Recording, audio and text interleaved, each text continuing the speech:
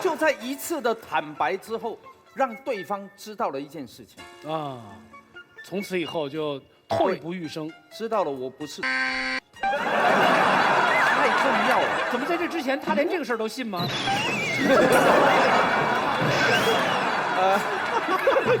宪哥，这样，人有2个膝盖，劳驾用另外一只再想一想，另外一个膝盖也是不该坦白，不该坦白。你干嘛生事儿呢？对不对？这个事情就没有了，无事不生非的，对，是不是这样？所以你不要去搅和过去，以前讲的什么都是没有淡化它，一定要牢记一件事，大事化小。小事化无。他说：“哎，你不是订婚了吗？没有，那根本就是双方面家长的问题。我没有要跟他订婚。你看之前多好，有人看见你们在一起，不是同学哪有不在一起的呢？你看。哦，是这样的啊，好不好？早晨起来8点钟看到你从酒店出来要回家，这个时候怎么办呢？我在那里打工啊。多辛苦啊！老流氓的最佳表现。辛苦了，辛苦了。好，不该坦白。所以宪哥选择的立场其实不是坦白和不坦白，而是打死也不说，坚不吐实。对，好，金姐呢？不坦白。不坦白。哎，那跟我一样。我跟你一样，是一样的。我跟他一样。这太奇怪了。金星以前都非常遵循传统价值啊。过去的事情，你有你的过去，我有我的过去，咱俩刚认识，往前走，不是往后退。对，说那么多干什么呀？那你会追问别人的过去吗？我不会。你会？男人啊！杀死猫。但是你想想看，如果你追问他说你们2个订过婚吗？那是双方家长。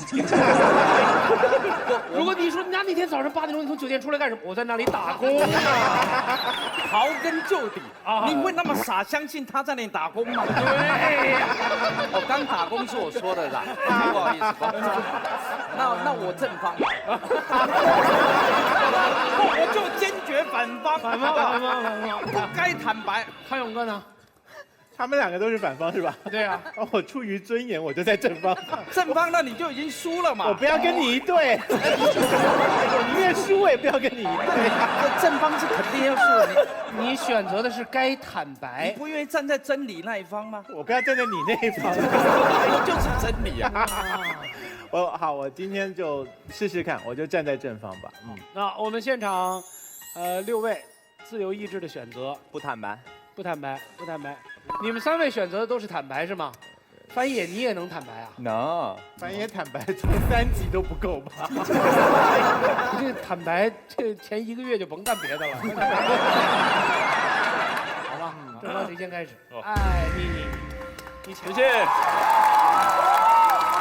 今天我们要讨论的是谈恋爱的时候要不要坦白。我们先下个定义啊，我们现在今天谈的是正儿八经的谈恋爱，不是玩一玩、约一约、凑合过一过那种日子。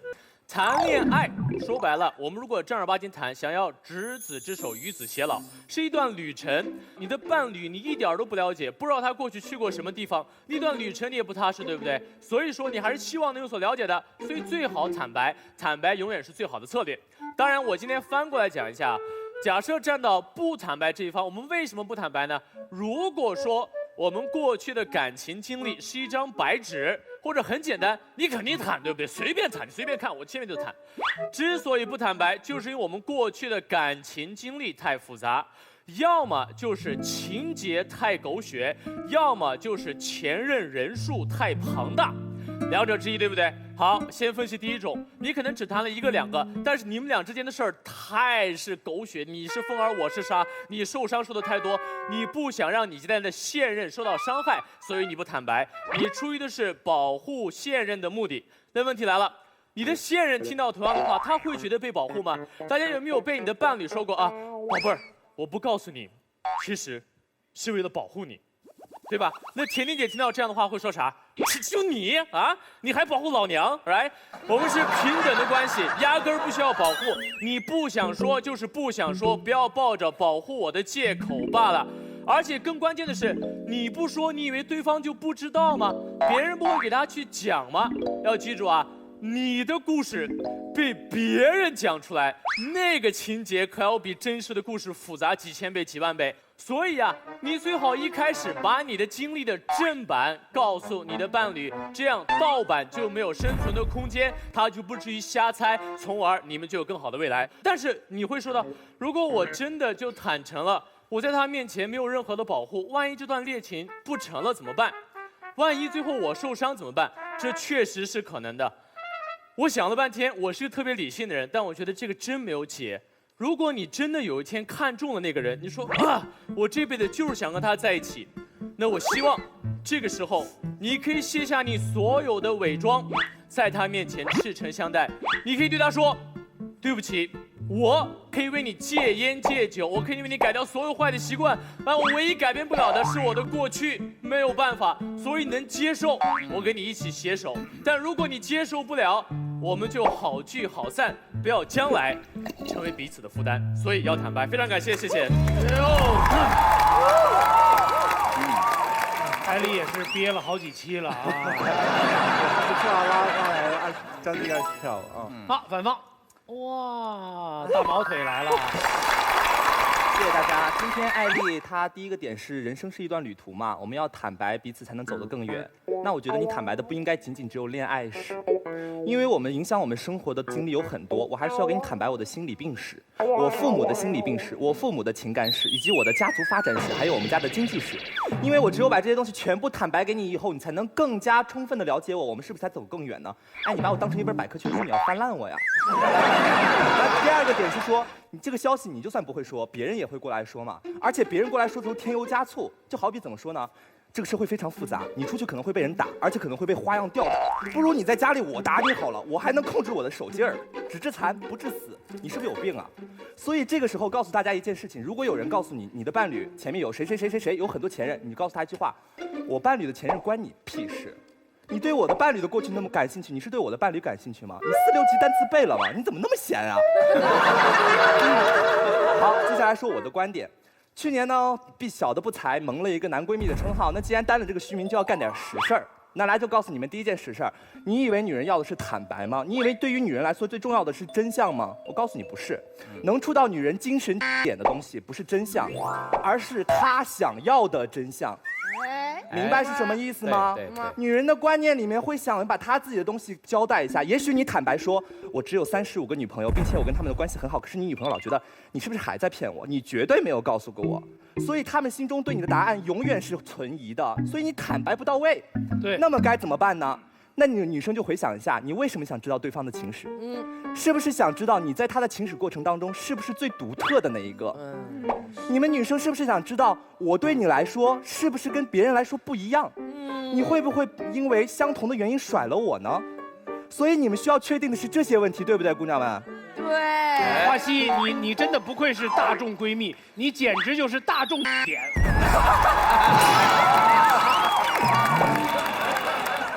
好，那如果你已经找到问题的核心了，男同胞们这个时候就该学学该怎么办了。既然女孩想要得到的是这个答案，告诉她喽，拉着她的手对她说：“亲爱的，遇见你之前我是看过很多风景，但是我知道遇到了你之后，你才是我的宿命。”也许你的过去我没有办法参与，但我希望我的未来你不要缺席。OK 了，挂了。也许以前的我不够成熟，但我敢保证你现在所拥有的是最好的我，而我也很庆幸拥有你。感觉到没有？这个时候，任何女生的心都会软。这个时候就有一个及格分数在了，再加上如果你有对方反野这样子的外貌，直接技能加成满点。都是成年人了，有什么事儿不能解决呢？为什么非要给自己添堵呢？对不对？所以最后再给大家一句忠告：能不添堵的事情就不要添堵。好的恋人不追问过去，好的恋人不怀念过去。好，第一轮就到这儿，谢谢。非常好。那刚刚这个就是不该坦白，他这个是完全我讲对你的另一半啊没有那个心，也要有那个嘴，所以人生下来就会说谎。呀，所以你是只有那个嘴，而真的没有那个心。问孩子，对爸爸跟妈妈谁比较好啊？比较爱谁啊？妈妈不在，不要忙，我会看。我爸爸有没有？爸爸今天给什么，他爱的是爸爸。对，孩子都懂得这么做，所以恭喜获胜，结束了啊！获胜。参加辩论太少啊，没看到反方反击的力量，有吗？来吧，哪位开始？哇，我们这边对手非常高兴，你说什么都对。你说什么都对。好了，你赢了。啊，我还是老习惯看着薇薇姐说吧。攻击我方主要战斗力。你眼里有我吗你？相知相爱吗？不相知怎么相爱，对不对？你才是认识一个人，是我知道你的生日，我知道你的血型，我就知道你吗？并不是，其实一会儿都告诉你。其实常常最能体现一个人是谁的属性是不可以测量的。我知道你的体重、身高、你的长相，你在我的心目中只是一个平面的。我只有知道你的过去，知道你的历史，你在我心里才是立体的。大概你招了吧，就是这个。哎，我们这边怎么这么没有原则？对，我们太没有立场了，我们。可能你会说，你不用爱我的过去，你就爱我的现在，但是你有没有想过，那你为什么会跟我分享你的童年？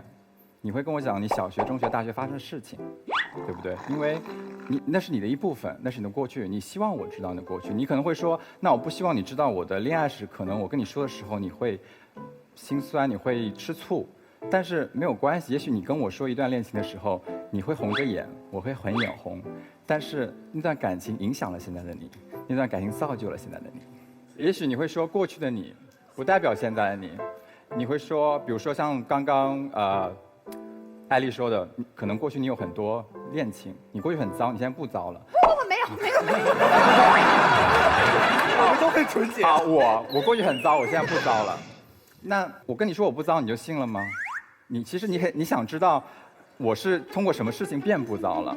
我是怎么从一个恋情里面改变我自己？我怎么成长了？就像打个比方，我薇薇，我喜欢你。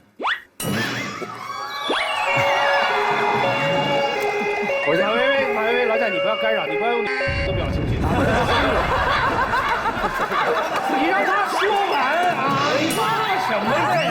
调情吗？对啊，对不对？这根本公开调情嘛，对不对？继续，翻译。我喜欢你，我要跟你在一起。好。然后我说我们相爱吧。你可能会说，哎，那你之前喜欢的款跟我不太一样。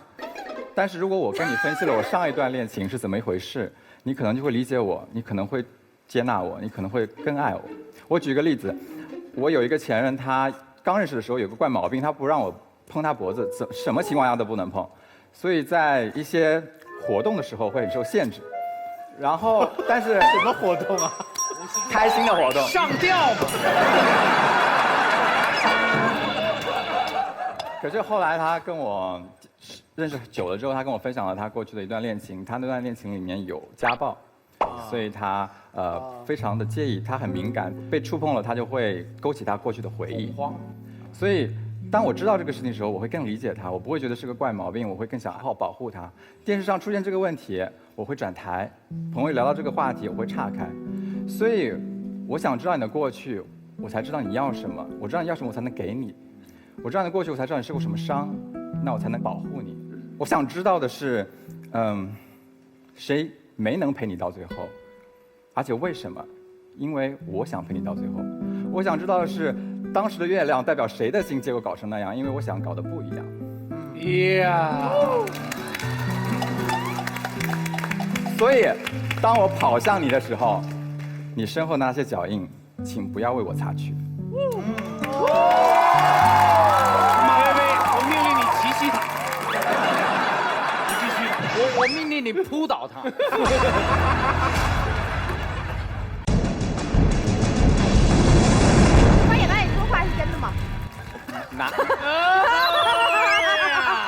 我受不了公然调情了，你们。哪一段？你看，马薇薇，你想清楚？你有没有发现？你看一下我脖子上的伤。大家有没有发现？你有没有发现？一旦你开始陈述自己的故事，就会引来一个问题，一个问题会引来第二个故事。所以追问这件事情，繁衍有没有可能在某一种情况下是没完没了的？有啊，凡事皆有可能。好，这有好。二，如果我有一些怪癖，比如说刚才你讲的你朋友的例子也好，或你自己的例子也好，我不愿意让人触碰我的脖子，或我不愿意看到某一些有人有密集物恐惧症，对不对？或有人根本不愿意身体接触，这人是你的伴侣，他可不可以只告诉你这件事情，但不告诉你为什么？可不可以？可以，但是我希望你告诉我，因为理解了因才会更好的处理果。可是，如果我给你解释这个原因，会引起我更大的心理创伤的话，你能不能体谅我，允许我保留我这个秘密？我能够体谅你，但是我经历的就是他始终没有告诉我为什么最后我们分开了，就是因为彼此的不理解。是假设我有童年有心理阴影，我特别怕别人触碰我某个部位。但是如果回忆这件事情会给我造成更大的心理伤害，请问我可不可以不告诉你？你有过这样的心理阴影吗？有。其实你能够对你最爱的人打开，是对你最大的帮助。如果我来帮你打所有的心理阴影，我来帮你打开。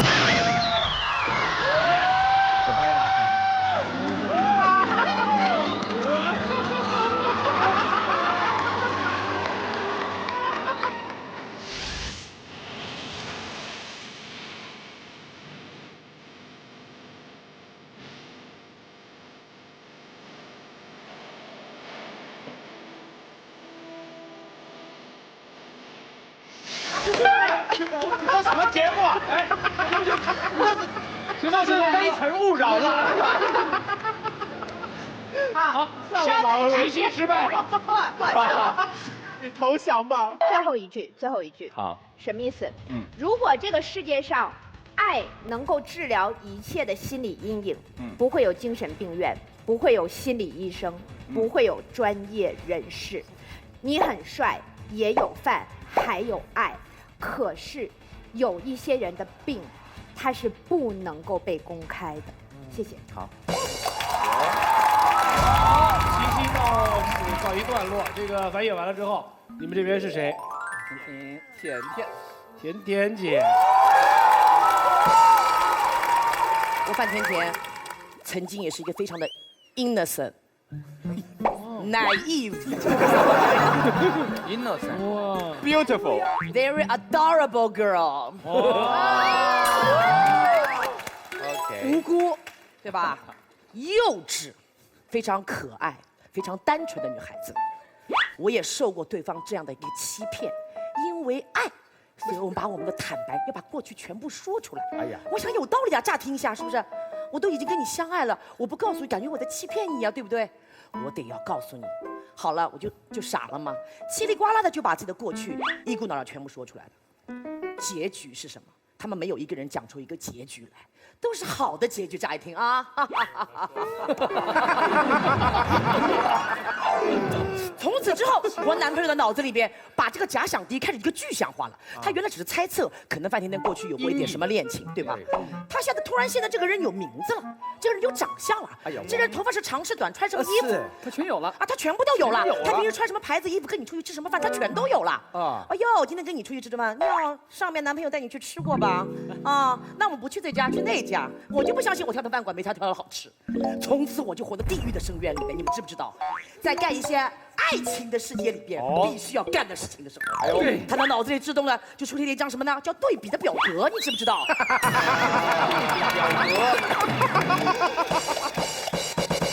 所以说这件事情很简单，就告诉大家一件事情：当你把你的情史告诉你的男朋友之后，他就开始一切都开始做对比，是不是？而且呢，发生这件事情后，我心里暗暗的有点悲伤。竟然会很多的女孩子都会上当受骗。我告诉你一个解决方案，不是没有解的，这是一切是有解的啊！就像对方刚刚说了，哎呀，我们过去情史只要多就是脏啊，过去只要男朋友什么什么就是烂。你们想过有一次我们是所托非人，是不是？我不希望这下面你这个你还是非人，我希望遇到一个好人。告诉你们解决方案，当我碰到男朋友的时候，你就告诉他。从今天开始，我遇到你的这一天开始，你就是我的一切，你就是我的新的开始，我愿意为你变成一张白纸。你太人工智能了。对呀，这是因为什么？这恰恰才是因为爱。还有一点什么？我不想剥夺他爱我的权利。你们有没有考虑过这一点？只要我告诉对方我的所有的恋情之后，我剥夺他所有跟我的恋爱中的。第一，你肯定跟别人一起去这个有张旧船票去黄浦江上看过夜景吧？坐在人家自行车后面兜过风吧？当你的新的男朋友知道你跟别人过去做过这么多事情之后，他每次做的时候不但有对比，而且剥夺他所有的快乐。我今天是张白纸，哥哥，你无论在我身上做任何事，我都是第一次，我无比的快乐，做得好，做得不好，我都不介意，因为我没有经验，我不懂。好，哥哥，我还是一个 innocent、adorable、非常 naive 的 girl。不对，这个有语病。我告诉你啊，你要跟对方讲，我也有站在你这边，不该坦白了。你应该说前线，但是后方。宪哥，你考虑一下这个现场的具体情况，小心前门拒虎，后门难防人。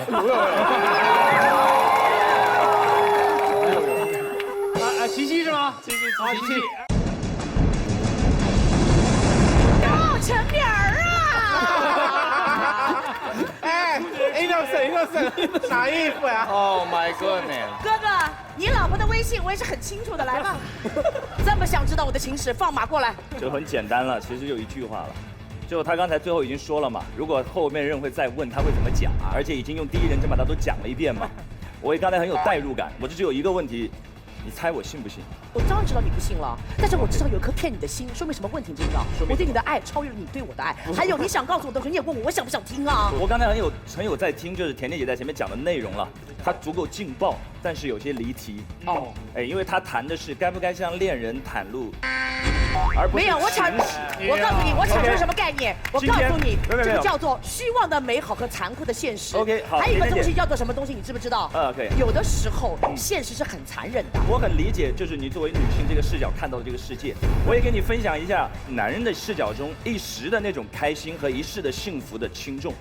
很简单，我刚才有认真在听他前面所有的事例，然后我惊讶的发现，其实所有的痛苦是因为你刚才已经说了4个字，叫所托非人。你遇错了人，你讲不讲都是伤。他喜欢比较，你知道吗？你讲他有 Excel， 你没有讲，他会虚拟出10000张 Excel。但他至少没有具象化啊。他爱比，你讲不讲他都爱比。你讲他跟一个人比，你不讲他跟他心中无数个对象比。哦，那你想太多了。所以真好。因为是我奇袭嘛，所以我需要提个问题啊。好，假设我现在要追你啊，假设出来一个你心仪的男生，他要追你，然后你对他也很有好感。假设跟是我，作为男生有时候就会聊到这句，就说你有没有谈过恋爱了？猜。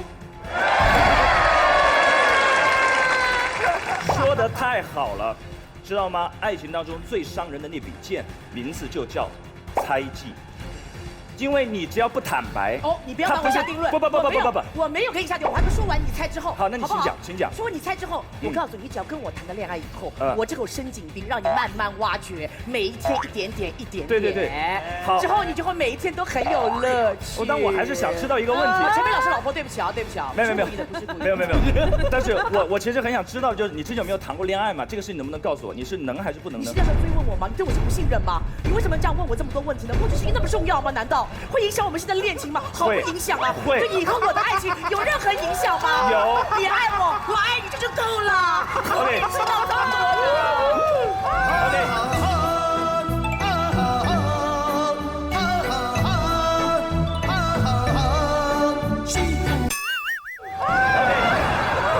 非常精彩。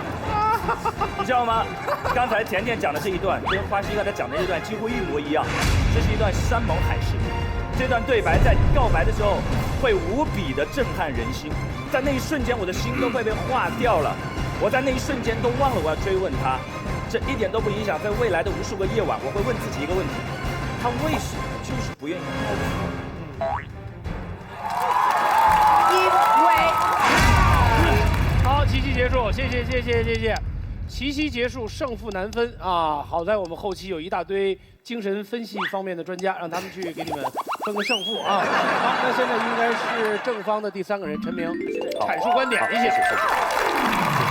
其实今天前面聊的过程当中呢，对方一直在一个很狂热的状态当中，那个状态跟爱情很像，但是跟过日子有很大的差别。对方刚才的过程当中有表白的演绎，有特别深情的告白，任何一个人的心门在那一瞬间都会被打动。我们今天谈的是恋爱想要长久走下去应该做的事情。花心，你刚才说的一直都是你不要问，一个人不要问，并不代表另外一个人不要说。很多时候，当我们在说我不问，我的潜台词其实是，如果真爱，你会告诉我的。我们今天谈的是该坦白还是不该坦白，我们的视角在这边，不是问的那一边，是我要不要说的问题。好，那就会遇到刚才跟甜甜姐遇到一个非常现实的问题。所有，比如说我要谈个恋爱了，我的恋人就会问我，那你有没有谈过恋爱？现在我在心里跟我自己讲，不，我不该坦白，我不该坦白。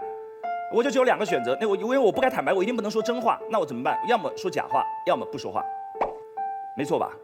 这2件事情都会有什么样的后果呢？如果我不说话，我就沉默，那你谈过恋爱几次恋爱呢？你到底谈过几次恋爱呢？不对 ，Sorry， 不对 ，Nothing to say。好 ，OK， 然后接下来马上跟华西那一段独白会非常浪漫，现场效果会非常棒。你不要在意我的过去了，我爱的就是你现在，你现在爱我的现在，走，推倒，搞定，这觉睡完了，醒来他会在心里问自己：是昨天晚上是很开心，可是你为什么当时不说话？这是一个萦绕在所有恋人一生永远无法消解的问题，你知道吗？沉默换来就是猜忌，而爱情最坚定的基石就是信任。我们今天不谈爱情最重要的那件事情是什么，我们谈对爱情最大刺伤的动力源于哪里？对爱情最大的伤害就源于不信任。今天你沉默换来的是不信任，爱情崩溃。好，如果像刚才甜甜姐说的第2件事情，她可以不沉默，但她可以说假话。她刚才讲了一段假话，听起来很酷炫，因为那一瞬间我是没有办法分辨的。但是，你知道爱情中一旦出现了欺骗，后果是什么？是所有的谎言一个就需要用一生来弥补。这是一个信息时代，你可以删掉朋友圈上所有的照片，可是你删不掉你朋友所在的圈子关于你前任的所有记忆。如果你朋友身边的所有朋友对你之前的男女朋友都没有任何记忆，那不叫恋爱，那叫偷情。恋爱是正事，是要出来吃饭的，是要出来跟自己的圈子交往的。你跟他交往，你不跟他圈子交往，你跟他圈子交往，记得我们这个前面的小品里出现的情况吗？永远会在那样一个午后，你碰到所有这辈子你都不想碰到的人，听到你所有不想听到的话，遇到你不想碰到的事，你该怎么办？你的恋人心中只有一个问题：你骗了我。如果这件事情你可以骗我，其他事情有没有可以骗我？如果所有的事情都可以骗我们的爱情在哪里？你为什么要骗我？动机，这是最刺伤人的那柄剑。你好好的告诉我嘛，你当初为什么要骗我？如果你沉默换来的是杀伤，信任没了；你欺骗换来的是更痛的杀伤，信任更没了。何必呢？何苦呢？我的建议非常简单，在开始之前，当你的恋人问你，你到底谈过多少段，一五一十，清清楚楚给他讲清楚喽。我之前有这么几个女朋友，或者这么几个男朋友，他们都做过了哪些事，跟我有那样的经历，造就了现在的我。记得繁衍那一段吗？如果你爱我，并爱我的一切，爱我的过去，爱我现在的样子，以及现在样子的原因，请接受我的一切。如果你不爱我，尽早跟我讲，我也可以接受，我会痛苦那么一时，但不会换来未来整个人生中无数个谎去圆当初那一个谎。我不希望在我80岁的时候，还在去圆一个18岁的时候撒的谎。我希望的是2个人把真真实实、坦坦诚诚的生命融合到一起，共同谱写出未来的爱情。就这么简单，谢谢大家。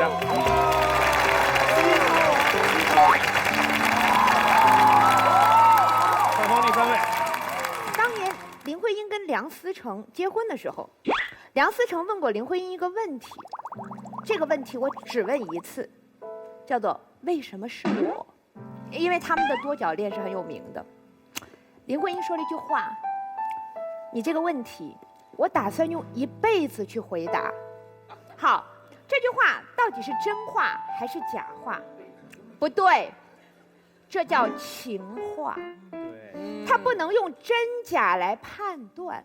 你有没有发现，在刚才的2轮奇袭中，吃亏的都是我跟陈明这2个测谎仪。那2个回答的人都使用了色诱。好，一时可以用色诱，一生对，撒娇，一生可以用情诱。什么意思？情诱就是说，我可能给你一个模棱两可的答案，甚至是一段略带虚构的历史。这不是真，也不是假。我之所以愿意那么做，是因为我不想伤害你。为什么？你说，我想知道是什么样的过去造就了现在的你，我怎么样做才能不犯前任犯的错误，才能比前任做得更好？好，如果我的前任是樊野，各位，你们谁能比他长得更帅？周帅。那得花老么多钱了。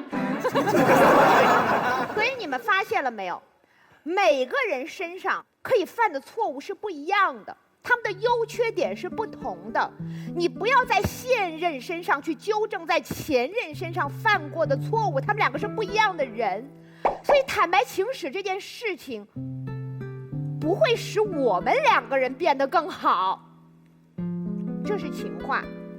好，紧接着第二点，是有一种更残忍的情况。是我的前任很渣，他不是很好，他是很渣。我在身上受过很多伤，可能像他也说的，有过家暴，精神的、肉体的，对不对？好，这个时候你让我坦白情史，说可以让我变成更好的人，你可以治愈我，大哥，这相当于我身上有一个深入骨髓的伤口，然后你告诉我没关系，宝贝儿，你把它剖开，让我看看伤的有多深。让我了解一下你的病理结构，然后我再一针一针的给你缝上。好不容易愈合的伤，我想忘了它。如果你真的爱我，你的那一点点猜忌，你不能忍吗？你愿意让我用再伤一次、再死一回，去抚平你的猜忌吗？我们每一次分手，那叫前任吗？不，那叫前世。我们中国人讲，我活了这一生，死的时候过桥的时候，要喝掉一碗孟婆汤，前尘皆忘，再入轮回，我才遇到了你。你何必让我醒过来？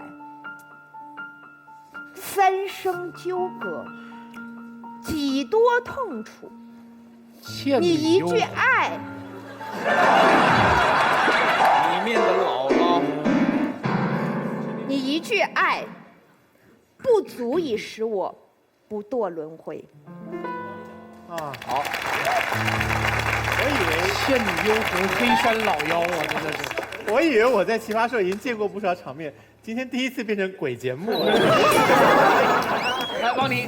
OK，刚才薇薇姐讲了一个词叫前世，我想讲一个词叫前史。就是在我认识你之前，在故事之前发生的事情叫前史。电影里两个人物开始让你觉得最感动的时候是什么时候？是他们俩开始交换前史。你知道这个人是什么样子，从现在开始，但你更知道他是怎么变成这个样子，为什么变成这个样子，你就能理解他的暴躁、他的温柔、他的槽点和他的泪点，甚至他的。我讲讲我的故事，我的现任是一个奇葩。我一直说服他来奇葩说，因为我们俩刚刚认识，我们俩 QQ 聊天认识的哈。然后他给我打第一个电话，讲了2个小时，他跟我坦白了他的情史。但是他把这故事讲完给我的时候，慢慢的我明白为什么会喜欢他，因为他真实。真实有的时候是让人不那么舒服的，但真实它是一个特别坚实的品质。真善美，真在最先，因为真实是不会动摇的。那个所谓的美可能是虚幻的，但真实是可以让我们相守一生的。谢谢。笑笑，我刚才听对面的那个观点，我就觉得都是情圣。我突然发现整场就一个禽兽，你知道吗？我跟你们说，我对我的现任认，我也要坦诚，但是我绝对不坦白，我要 PS 了之后再告诉他。你们懂什么意思吗？就比如说，分手是2个人的事情，我不可能完全一点过错都没有，咔咔讲我前任的坏话，我神经病啊！好，比如说我以前我爱泡吧，我爱喝酒，我会告诉他，他非要压抑我的天性。又比如说，我以前爱花钱，我就会告诉我的现任，他不准我经济独立。还有一种情况，我脾气不好，我就直接告诉他，我们2个性格不合，你们懂吗？这个时候你们告诉我，那你是不是骗他？这哪是骗他？我说的是实话，你一点语言的艺术都不懂啊！还有，我告诉你，如果这时候你们告诉我，你个禽兽，你凭什么去爱谁？年轻的时候都不是禽兽，真以为自己有多干净？还有，我告诉大家，你们一张照片都要 PS 过后才敢给你的现任看，情史咔咔讲实话，傻呀！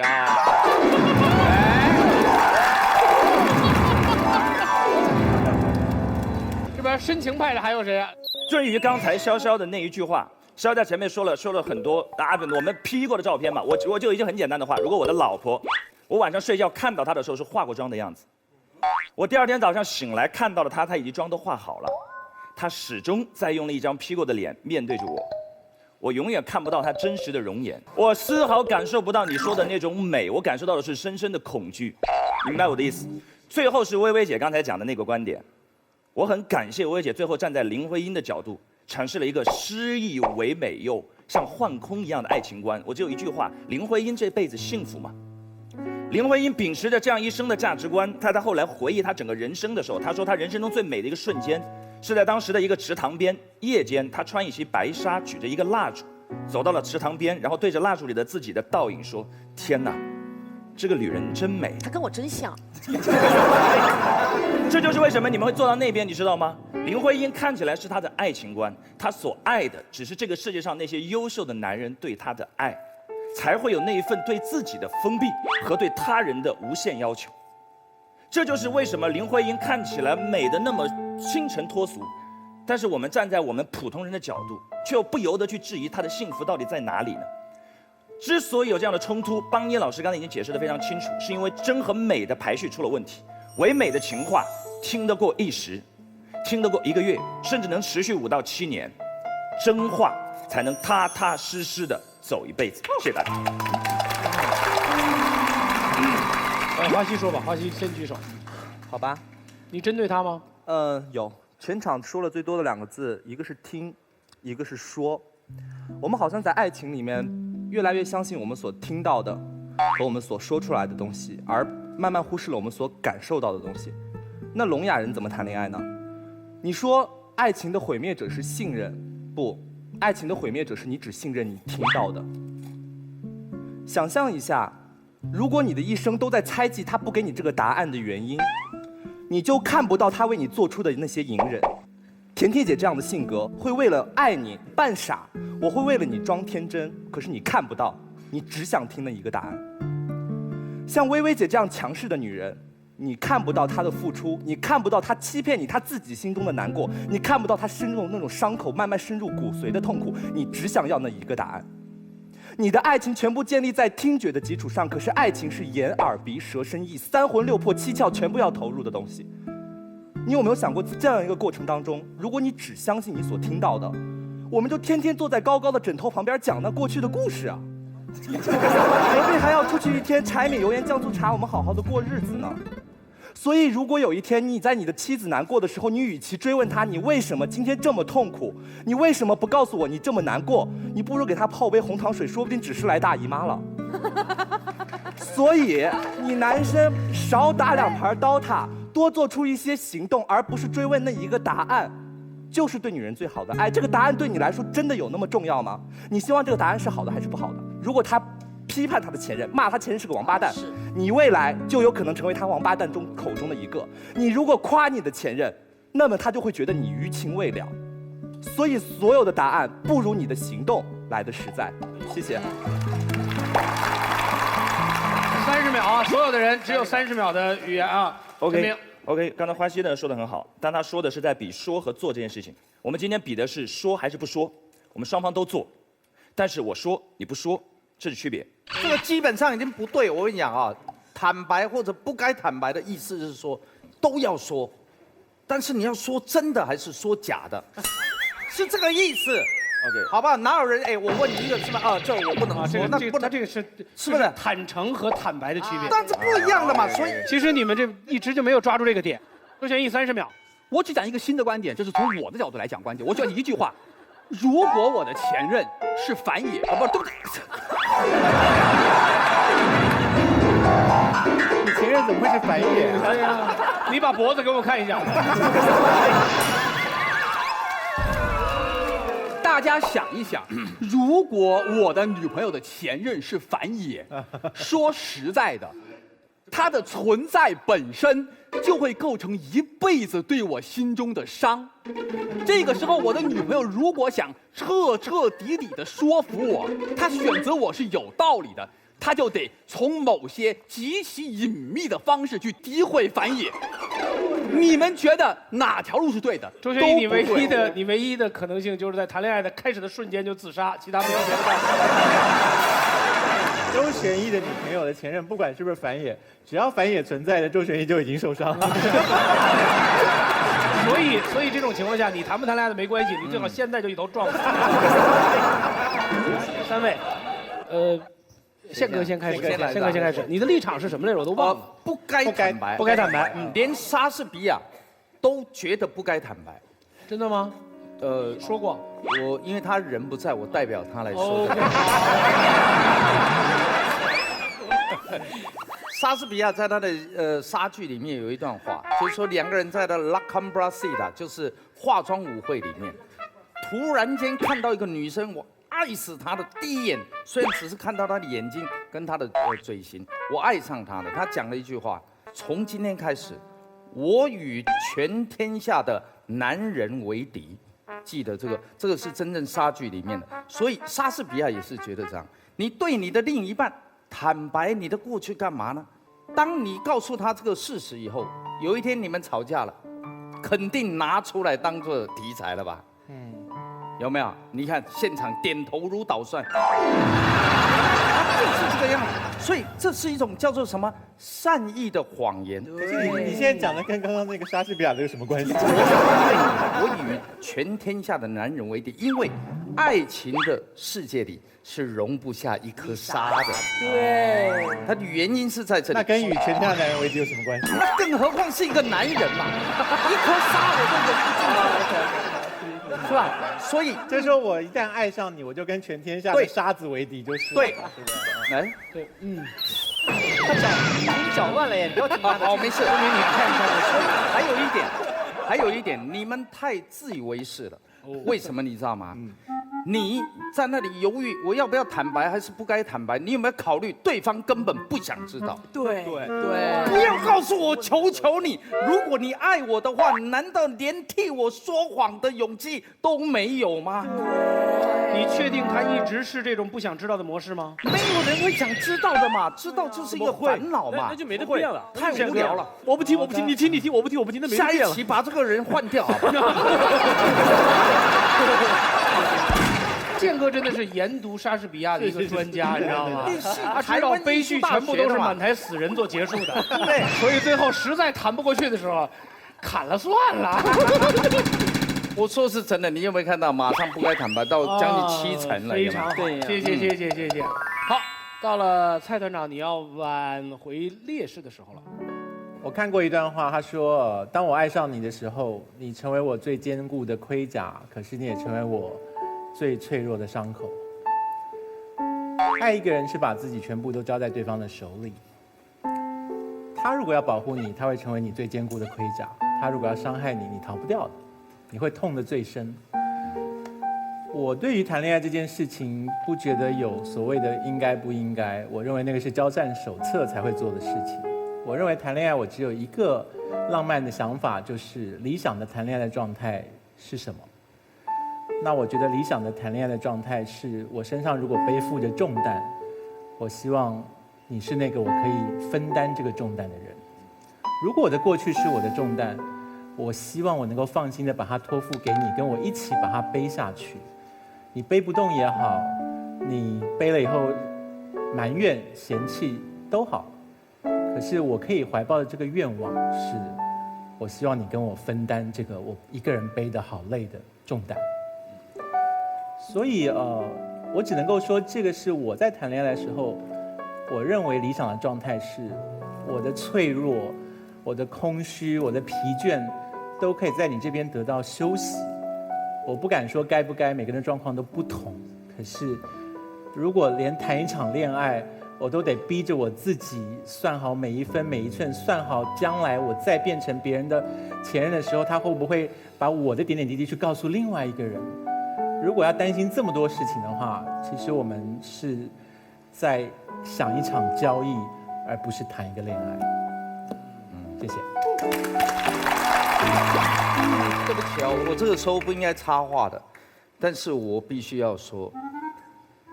我是一个外表看起来是非常狂野的人，但是我内心呢，真的住了一个古人。坦白这件事情，在20几年前伤害过我，是对方的坦白。我以为我已经过去了，但是事实上20几年后，这个坦白的伤害依旧在。利刀伤人，恨易合。恶语伤人，恨难消。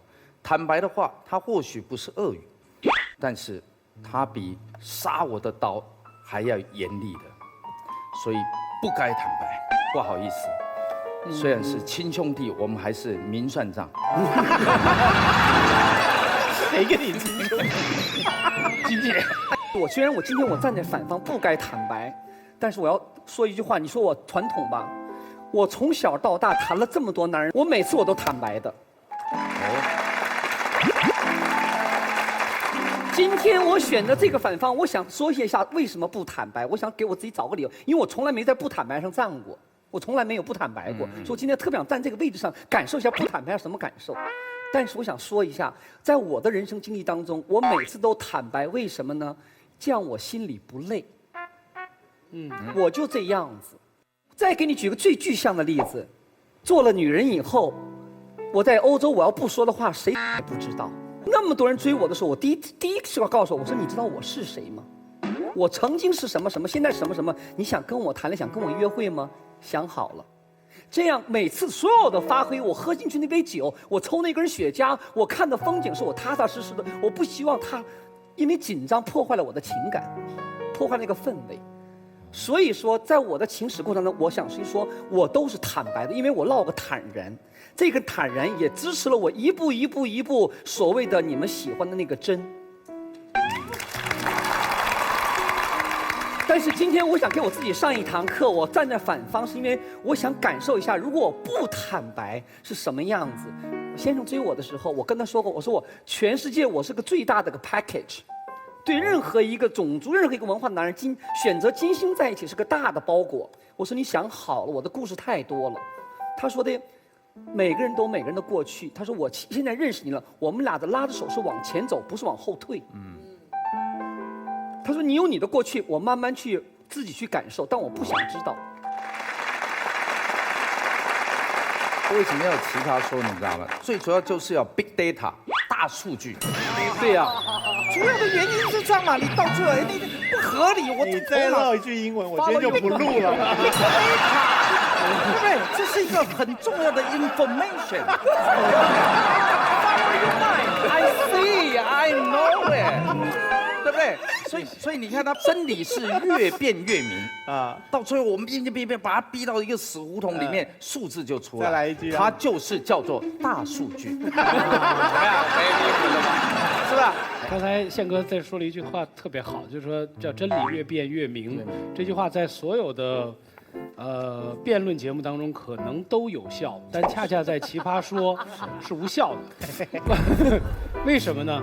奇葩说这个现场追求的是一个混沌的感觉，我们把那个感觉传达给人的时候，这个感觉在你心中引起的波澜，才是我们想要的那个效果。所以清晰并不是奇葩说的追求。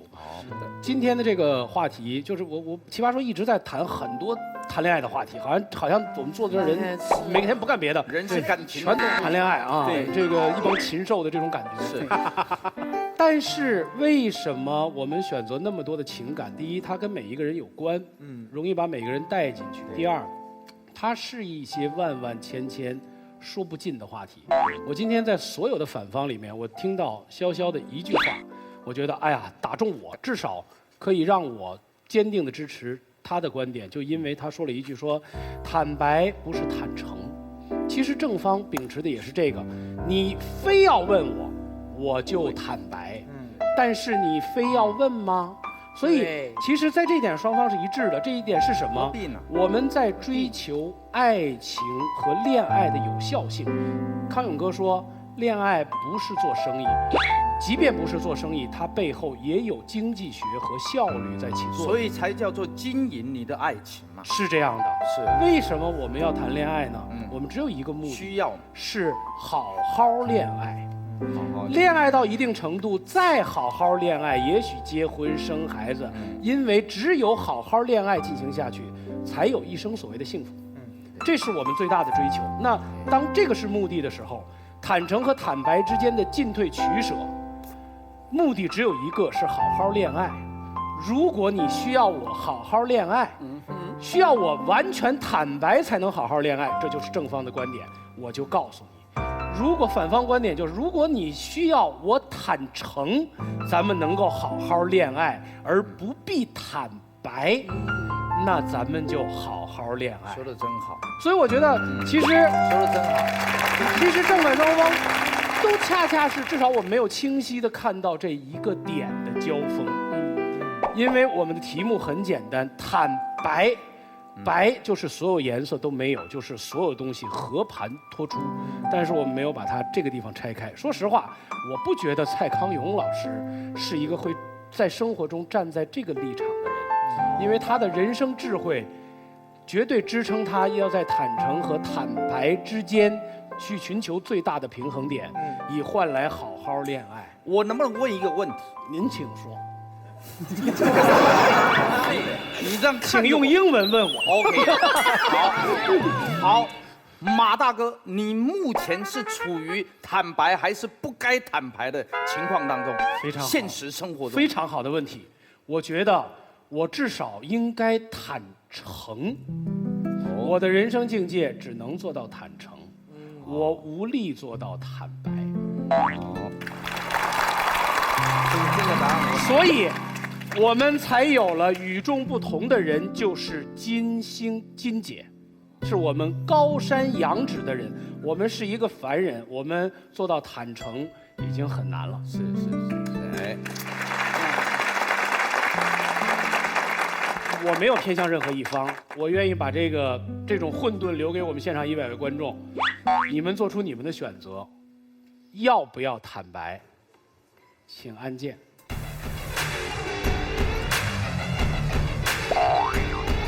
按键的过程当中，别忘了喝一杯喝了才能愉快聊天，喝完了之后全面坦白的雅哈咖啡，还有就是成本炫酷哪儿炸天的东方标致308S，还有就是吃了变成 BB 豆的 MM 豆，感谢 MM 豆。好，来我们看看结果吧，反方赢得7票，反方胜。好的恋人不追问过去，好的恋人不怀念过去。我遇到你的这一天开始，你就是我的一切，你就是我的新的开始。我愿意为你变成一张白纸，我愿意为你自动变成三生纠葛，几多痛苦。你一句爱，不足以使我不堕轮回。所以正方今天你们没有获胜，3个人接受这个变态栏目组的惩罚。好，我们要从3位获胜者当中选出一位。哎呀，这期选什么呢？我们不因他们获胜而选他们，我们一定要选出一个特别的理由而选他们3个人当中的一个。这个理由完全看心情。想一个理由，我们选他们什么呢？对吧？醉38了。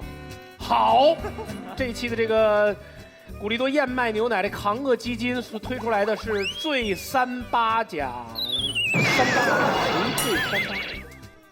请写题板。谁醉38。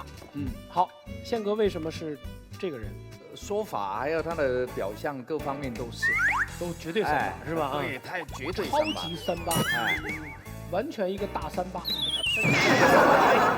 什么我都说觉得是自己的，这问题是这样的人获得了一个奖有意义吗？出去说，哎呀，那次我获奖了，他们都评我本场38。潘勇哥为什么选这个人？以前没这么38，今天特别38，所以选他。呀，他就在38的路程上又进一把。你有机会了，你有机会了。啊，金姐为什么是这个人？他就38红旗手啊！你很有可能。好吧，来，请亮题板，我们看一看，本场最38是。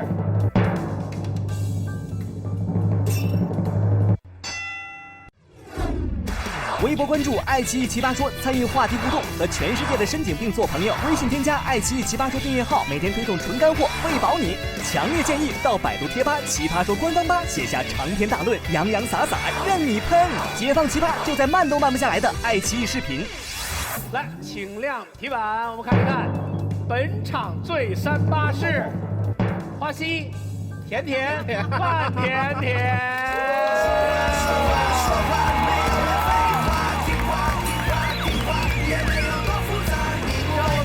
把这个奖品送给本场38的最昂恶甜甜。谢谢获得38红旗手，白阿姨，我上警局了。当你把你的情绪告诉你的男朋友之后，他就开始一切都开始做对比。你们想过有一次我们是祖国飞人，我不希望这下面你这个你还是飞人，我希望遇到一个好人。有钱有势不如38有范儿，感谢时尚 APP 有范儿冠名赞助奇葩说，下期节目再见。哦天哪！你说如果我没有觊觎过这个 BB King 这么高大上、如此的 honor 这样的一个荣誉是不可能的。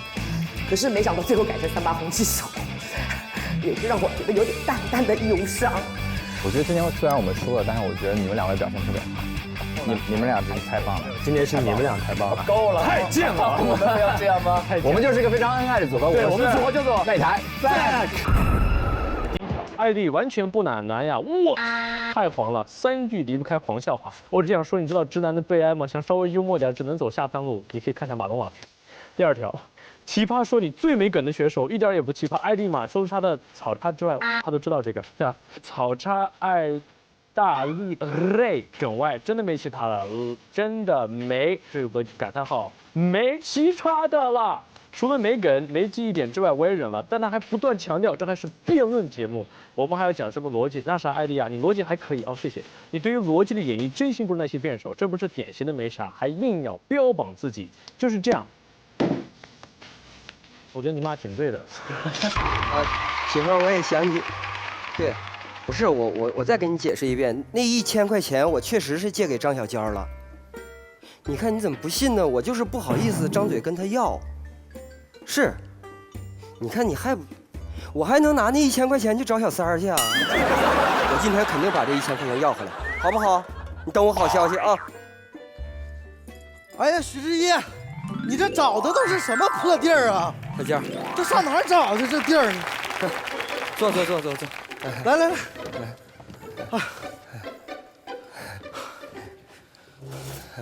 你找我什么事儿？没什么事儿。那没什么事儿，我走了啊。别，有事儿。有事儿你就说，吞吞吐吐的。想跟你回忆咱们俩以前一起做过的事儿。说的是哪一件事儿啊？就是你记不记得1001夜那本书，我偷我妈钱买的，然后让你借去了，你没还我对吧？不是1001夜，就是1000个伤心的理由。我想起来了，你失恋对吧？我陪你喝199，喝到胃出血是吧？那次不是，张小娇，我跟你直说吧，啊，你记不记得上个月我借给你1000块钱？我的天哪，我完全想不起来了。啊？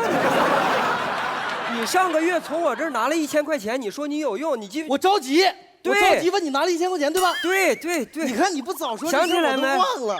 想起来了。哎，我正好带了1000，我还你吧，好吧？你看你又不早说，等会儿。你刚才那1001就是为了提示我这个事儿，怕我赖账，对吧？不是，我不是那个意思，我就是我知道啊，张小娇，就是咱俩这关系，我要一说你肯定就马上就能还我钱，但是我就是不好意思张嘴要。有什么不好意思？咱俩是兄弟。是，这有什么不好说的呢？是你不信任我，还是我不信任你？没有这意思。许知一，你居然能干出这种事，跟我学会拐弯抹角了，是不是？不是。许知一。这钱咱俩谁也别要，不是谁也别要。张小娇，你这人真有意思，你把钱扔了你也少1000块钱，你把钱还我你也少1000块钱，你为什么不还我呢？你这人一样，什么不一样？拿着，告诉你，拿着还我来。我告诉你啊，这钱我是绝对不会还给你的。你要是有什么需要我帮忙的，没问题，你跟我说，别说1000了，1万、10万我都可以给你。这钱不能给。不是张小娇，我确实有急用，你把1000块钱还我行不行？不还。你还我1000块钱。不还。那你借我1000块钱。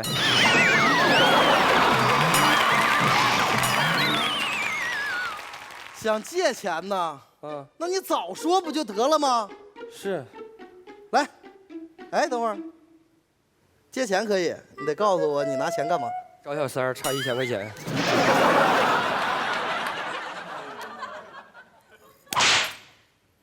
你对得起你媳妇儿吗？混蛋！哎，媳妇儿，1000块钱没要回来，还让张小娇给我挡了。我也不知道为什么打我呀，好奇怪这个人。你不知道为什么是吧？是不是不知道？是不是不知道？我给你解释，嫂子，他找小三儿让我发现了，还问我借钱，那我能给他吗？观众朋友们，你们说，借给朋友钱以后，到底应不应该催？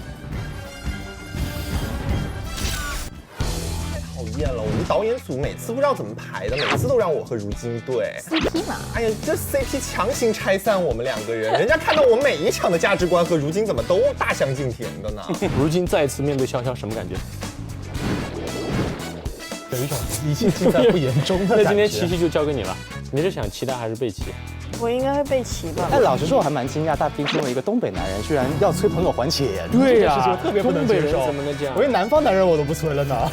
哎，不过大兵，我说实话，我觉得真挺诧异。怎么的？因为你选就是要催人还钱。这个事儿我觉得是这样啊，东北大老爷们儿不代表是别人欠的钱他就可以不往回要，那绝对是不是。应该叫朋友欠钱，该不该揍他？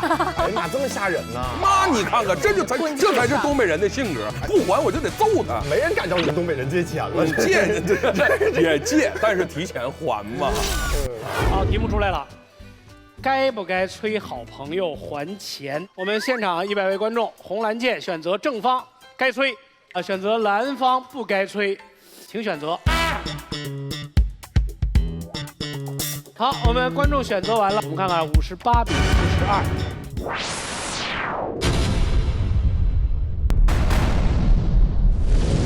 我先要问问，你们3位有过把钱借给朋友的时候吗？小姐借过吗？我好像没有借过钱，也没有朋友跟我借过钱。但我觉得最好是朋友之间不要有金钱的关系。同意。那如果你已经决定要帮他了，那你也量力而为，这个钱对你来说你是可以支付的。你决定要帮他了之后，我觉得就不应该还，就当做是给他了。你自己要教育自己。他的立场是，那既然你都已经给了，对，就绝不催。对你，因为你已经答应帮他了，你考虑好了这个朋友你愿意，那你就借他就当做给他，绝不催他，就不再提这件事儿了。也不要借条。也不要。你今天带了多少钱？好吧，好，所以你选择的是不催哈。金老师，您是作何选择？你首先你借过钱给别人吗？我借过，我也管别人借过钱，这很正常的。但是我觉得首先是佩晨刚才说了，如果我给了，那我就不催。但我借了。借和给是2个概念啊。如果是朋友管我借钱的话，我觉得这不影响我的生活，他需要这个帮他忙，就给就完事儿了。你心里就不想这件事儿了，这叫给，不叫借。借和给是2个概念，所以说这个问题是借肯定要催的，给我想都不想。心直口快的金姐，不累呀，不累呀，不累不累。嗯，对。康永哥啊，借钱给别人过吗？有，金额挺大的。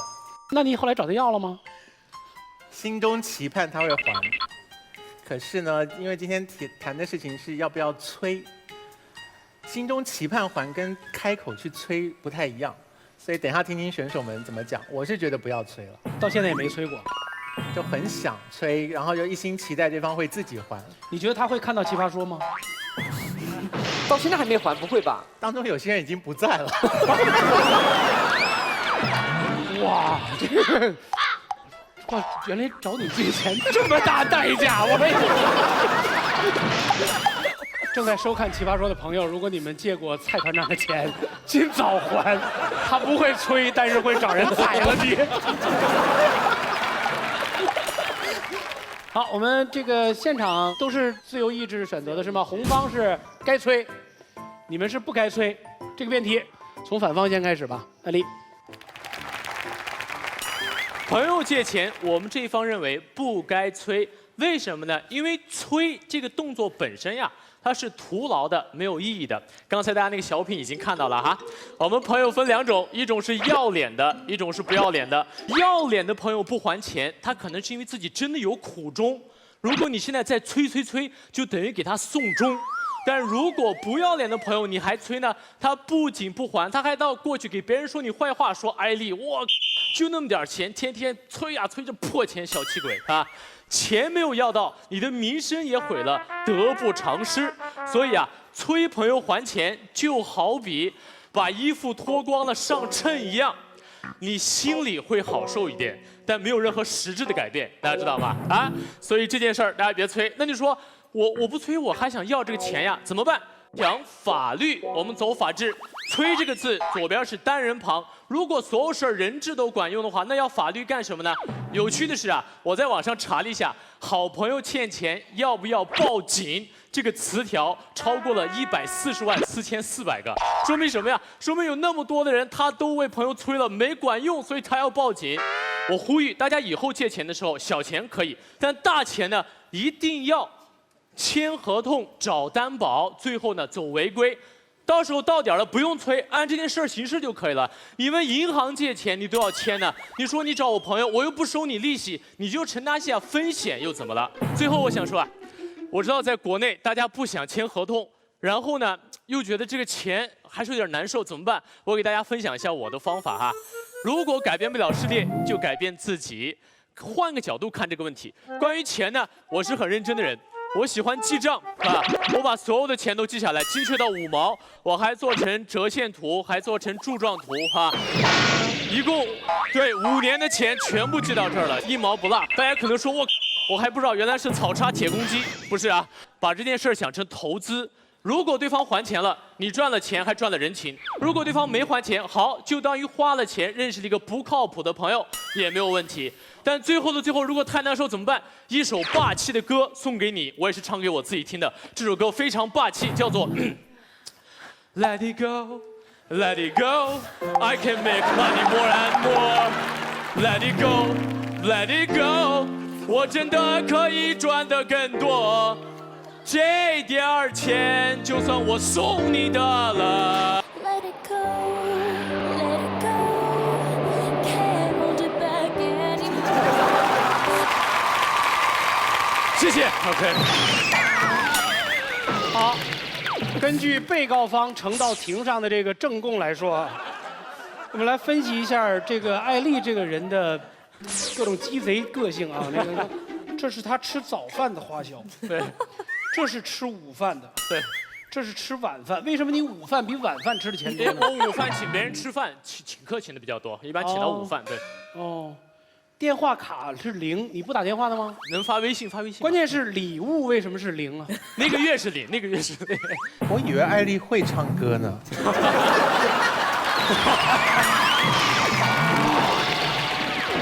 作为一个新疆人，我真的很丢脸，唱歌跳舞都不太好。听听这边啊，更加不是人的表态来啊！我应不应该站起来呀？大兵啊！哎。我觉得我特别应该跟艾丽做朋友，因为管艾丽借钱不用还呢，她也不能催啊。我带了。哎，那点钱收起来吧啊，大款的啊。对。说朋友，来给他拿过来，先拿那个永开啊。说朋友欠钱不还，该不该催啊？我认为必须得催。还带不上。而我什么时候开始啊？等一会儿，对不起。查完呢？稍等一下啊。那个你点一下吧。不是，不用，没事。我们这个什么钱都要啊！这一场您辛苦了。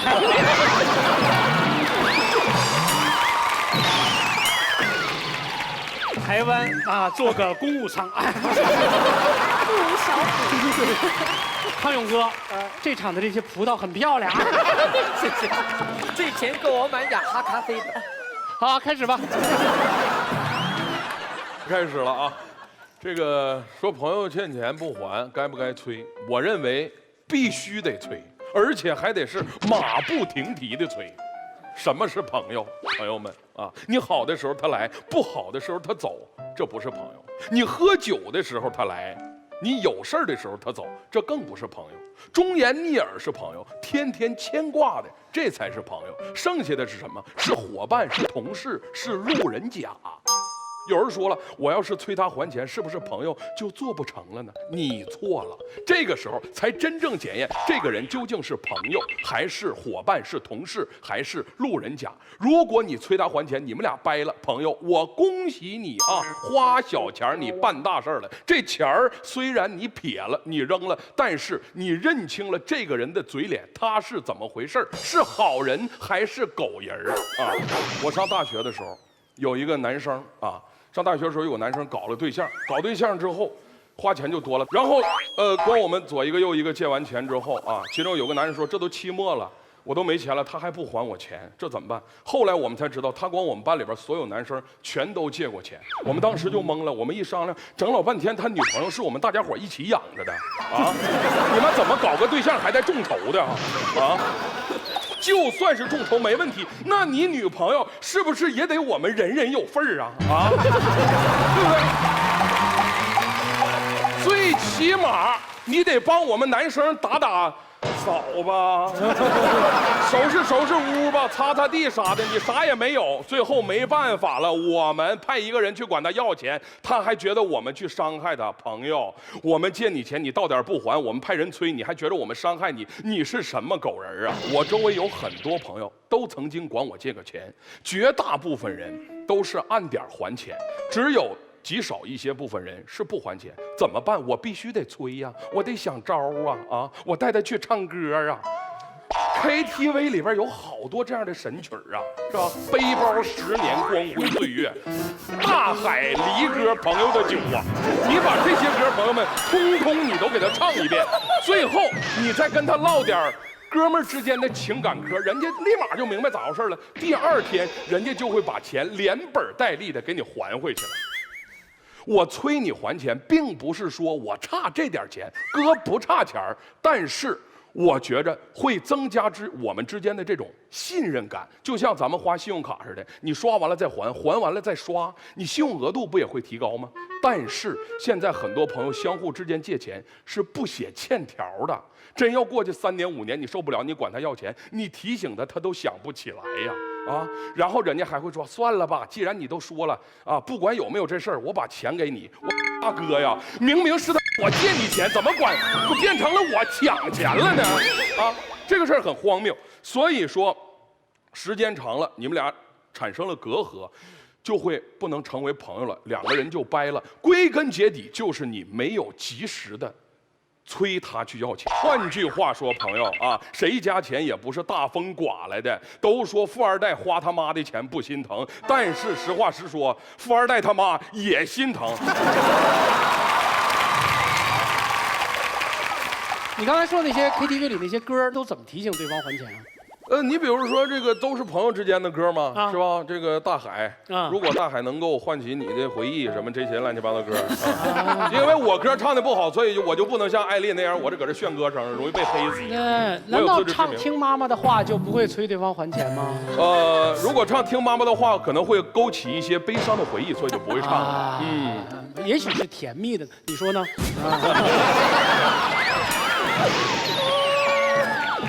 能不能好好的进行一场严肃的辩论？来，我们看一看，现在正方该催74，反方26。胡天宇老师，对，来给大家来，我先帮你把这个敲上来，你说吧。保持你自己这样子是最好的。可是当我说你这笔钱不应该这样花的时候，我叫你干嘛？哦 ，OK。我们正在配合你念经的节奏，你知道吗 ？OK。别让我说正事儿呢，真是的。先让我说两句正事儿再敲。好。而且是这样的，大家刚刚发现大兵说了很多，就是催他还钱的时候，他做出了种种气死你的举动。其实这都出于一件事情，就是你借钱的那个人，你借给他的那个人，他其实不是你的好朋友嘛，你是借钱借给了一个人嘛。如果他是我的好朋友的话，老实说会怎么样？到期他如果觉得他自己还不上这个钱，都还不用我催，他就会先打电话告诉我，我最近手头发生了什么样的事情，导致我可能暂时没有办法还上你的钱。然后你放心，只要我有，我一定会还你，这才是好朋友嘛。我们今天不说亲兄弟明算账是一个好的做法，为什么？因为是朋友之间来来往往都是人情债，你要算不清楚。朋友欠我100块钱，这是100块钱可以量化，我可以找他催找他要，那我欠他什么东西？小时候我跟人打架，他撸着袖子就上去了，被人揍了一通，然后打得头破血流，衣服也扯烂了，回家被他妈又是一顿毒打。那这种时候，这个情义气值多少钱？他会找我要吗？我怎么赔他？我是赔他点医药费，赔他一件衣服，我还不上这个情嘛。今天我在场上开了一个巨烂的脑洞，讲了一个巨冷的笑话，全场一片死寂，掉票掉得比艾丽还厉害。这个时候，如今在旁边捧腹大笑，哈哈哈哈。这时候，这种理解、这种支持值多少钱？那如今会跟我算这个吗？他难道会拿本本子记下来？哎，某年某月某日，胡天宇说了一个超烂的笑话，我为他捧腹大笑3声，顺便还说了一句：“哎呦，不错，这个不会这样记的吧？对不对，周老师？”就好像，又比如说，我今天深夜失恋了，打电话给艾丽，凌晨8点半要上班的人陪我聊到凌晨5点半。那这个时候，他也不会去跟我算心理咨询费吗？怎么算？是包夜、深夜时段上浮30%？不可能嘛 ？OK， 如果我借钱给你，然后我去催你，老实说，你不是被我催，你是倒霉催的。为什么？因为你欠我的是钱，我可以找你要，我可以说得出那个数字。可是我欠你的是人情债，你这辈子都算不清楚，你也找不着我要。今天为什么我们不要去催朋友？因为老实说，在我借钱给朋友的时候，我借你1000块，老实说，这个本质。不是借你1000块钱，而是我借给你这1000块钱的情分。这不是一个钱债，是一个人情债。可是人情债是算不清楚的。如果我们真的要硬算，掰开来算，把我们所有的交情都揉碎了去算的话，我不欠你任何一分钱，但是我也不欠你任何一分情。那在这个时候，我们俩其实就并不是在做朋友，我们其实是最熟悉的陌生人而已。好，谢谢胡天宇。你说完了吗？他不要骑我吗？骑啊，他骑你。你刚才说了那么多，你无非告诉我们感情不能拿金钱来衡量，对不对？好，我问你，我们今天不说钱，如果你的好朋友借了你的书或者借了你的衣服，你会不会催他还？不会啊，因为都是人情啊。那 OK， 那天宇基本上就告诉我们一个什么样的事情？他所有的行为，不管是借书还是借衣服还是借钱，他不是在做借这个动作，他是在做给这个动作。对，因为很简单，我告诉你为什么。我会跟我朋友说，我这点钱借你，但是我实际上做的是给你，但是我还是要说借，为什么？因为我如果是直接说给的话，伤他自尊，好像他还不起一样。OK， 那好，天宇现在有这样的一个问题哦，如果你这个话放出去了，所有人都知道你胡天宇特别大气，说是借，但实质上是给，那他来找你借钱，我也来找你借钱，他也来找你借钱，我们都是你的好朋友，那你要不要？不，那要取决于你是不是我好朋友吗？还是 OK， 那我知道了，你有一个自己制定好朋友的标准。那其实像胡天宇这样的性格，他不是要催，他是根本谁都不会借，因为他有自己的一个界定好朋友的标准。我可以这么理解吗？不对，我会借我好朋友。如果我借普通人，我会立字据；可是我借好朋友的话，我就不催。这是不同的对待方式，亲疏有别。就好像你借钱给你妈，难道你会去催你妈要吗？她欠你是钱，你欠她一条命的。但我妈会催我。好，谢谢，我没有问题了，我可以发言。说明你们2位的妈不是一个妈。你已经开始骑他了吗？等他发完就骑啊。哦 ，OK。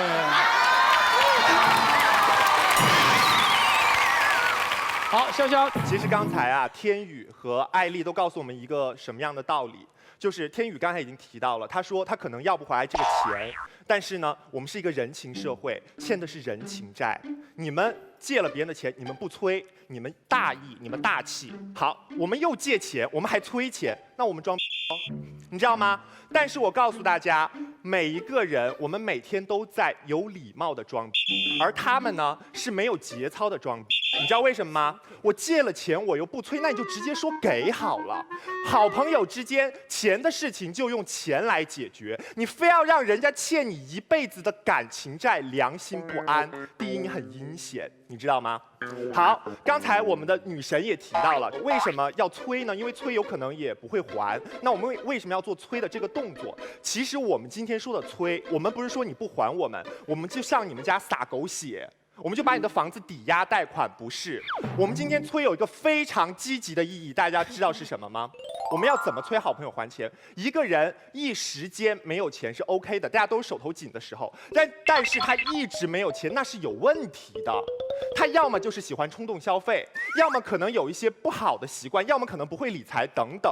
那我们做催的这个动作是为了提醒他，亲爱的，你在下次又乱买东西的时候，你想着点儿。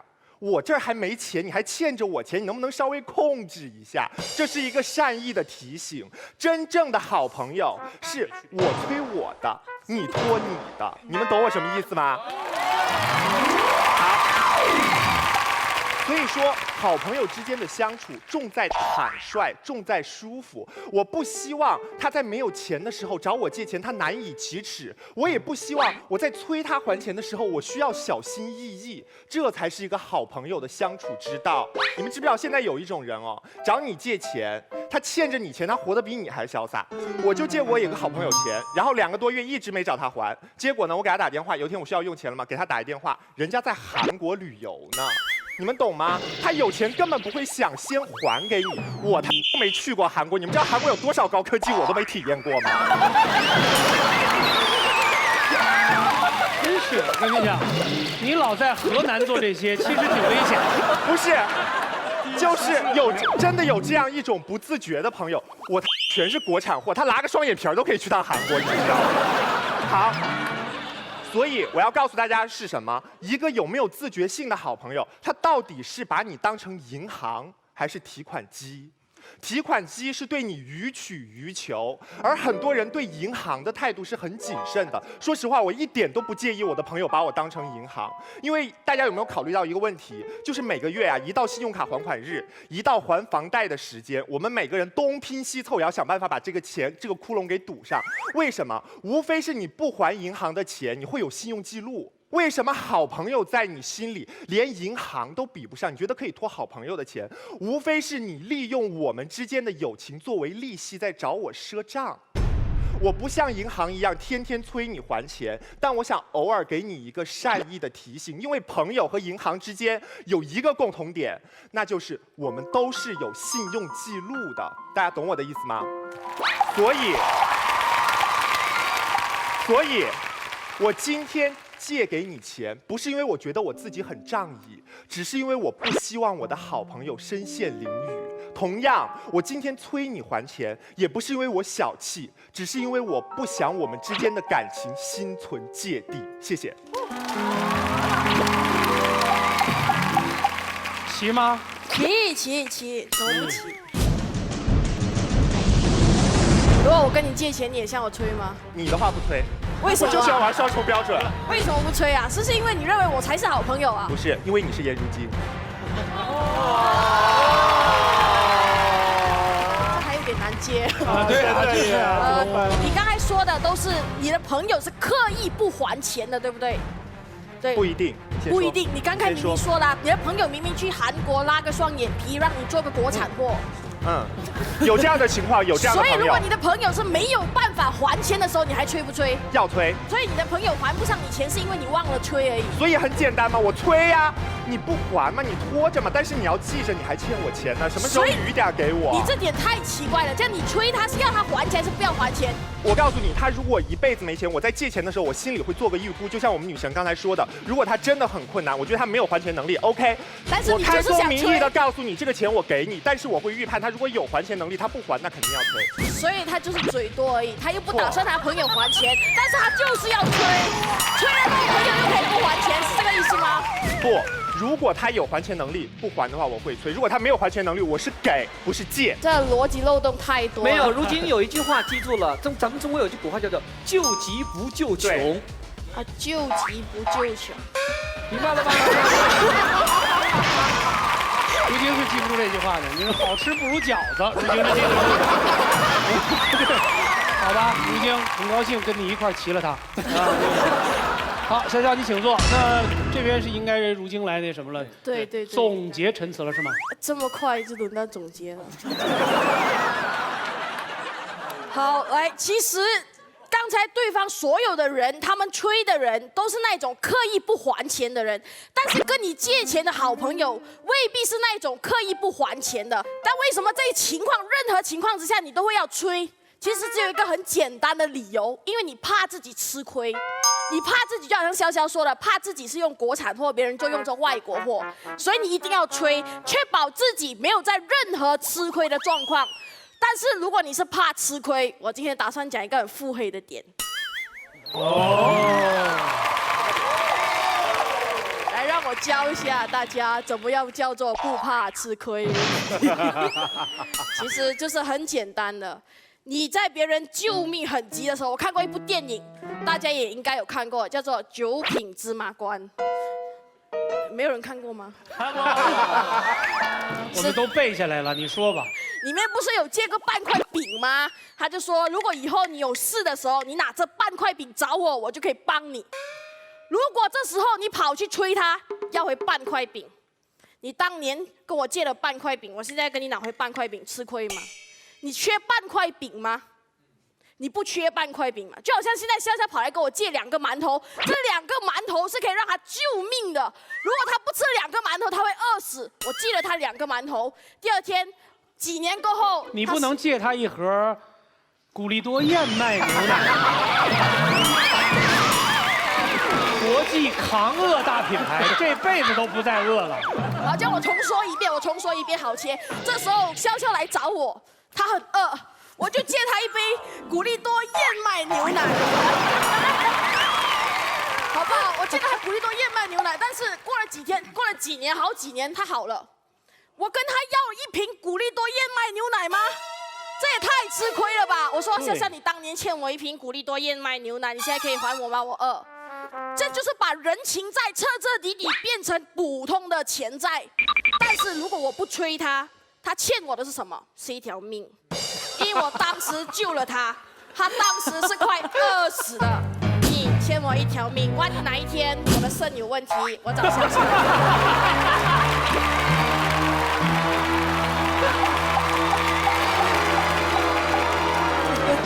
潇潇，我缺个肾。如今，你得先确定他还有肾。他最近经常换手机，你知道吗？所以我们不要这么简单，把钱债当成钱债来要，把钱债换成人情债。这时候我们之间的来往不是金钱的来往，是恩情的来往，这样子不是更有赚吗？谢谢。成功的把一个欠债还钱变成了杀人偿命，你知道吗？好，怎么样？好嘞。就这，哎呀。今天如今呢，跟我们提了个特别腹黑的观点哈，就是说我们不要催朋友还钱，其实是为了让他欠我们更大的东西，是为了让他们还我1条命。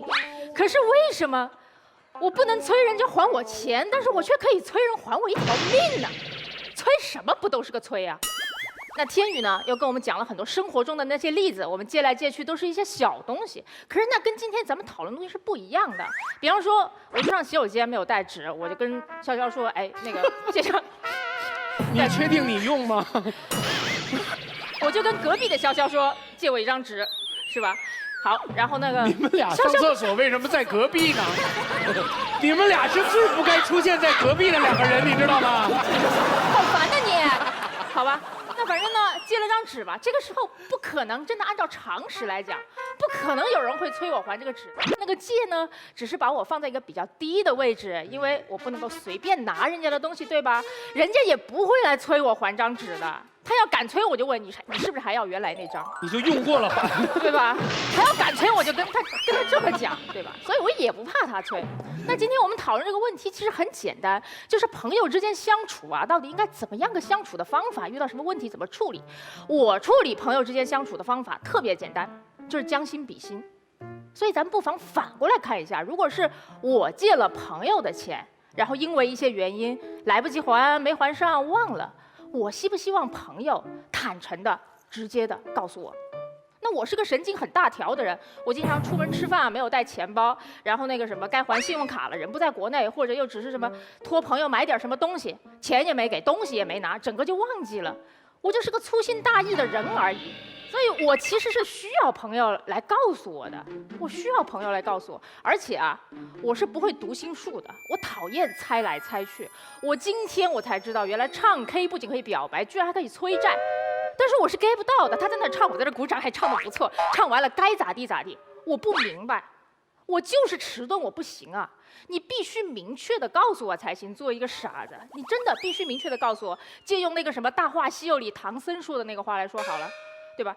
你想要我还钱，你想要我还钱，那你就跟我明说呀，对吧？你不跟我明说，我怎么知道你想要呢？你这么诚恳的看着我，但是你还是跟我说明的，没有理由。你想要我还，我不还给你；你不想要我还，我非还给你不可，对吗？大家要讲道理嘛。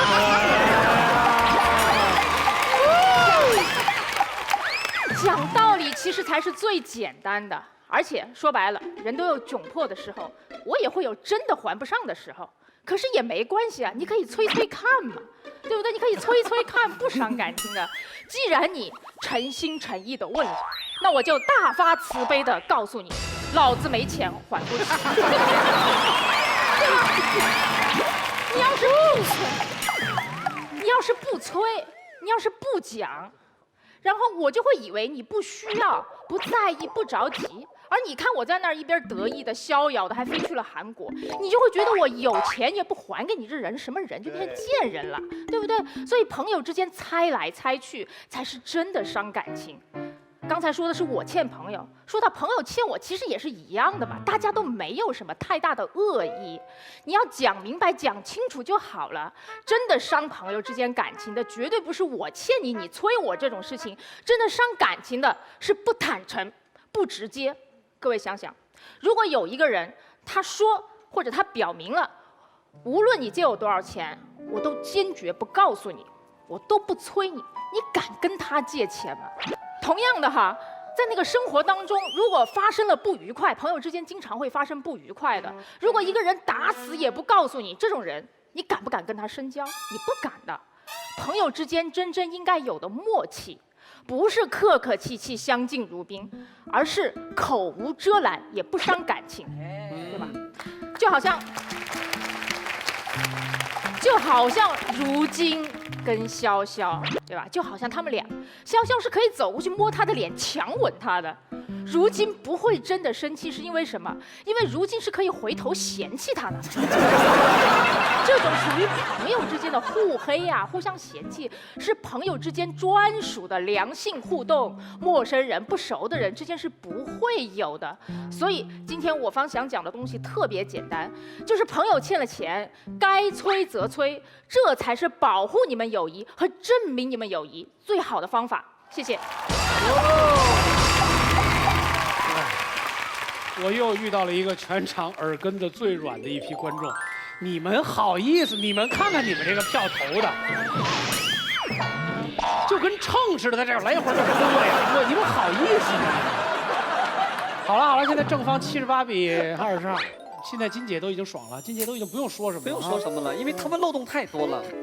来吧，那个2排议员马薇薇小姐，您请。发言实际上是特别能激起我们发言的欲望的，因为他这个时候已经脱离了借钱，在讲什么呢？从借钱这件小事上来看友谊这件大事。那么同样的，他提出的核心观点是什么呢？催不催？我们要催的这边证明我们是以诚相待的真朋友，无爱交流的好朋友。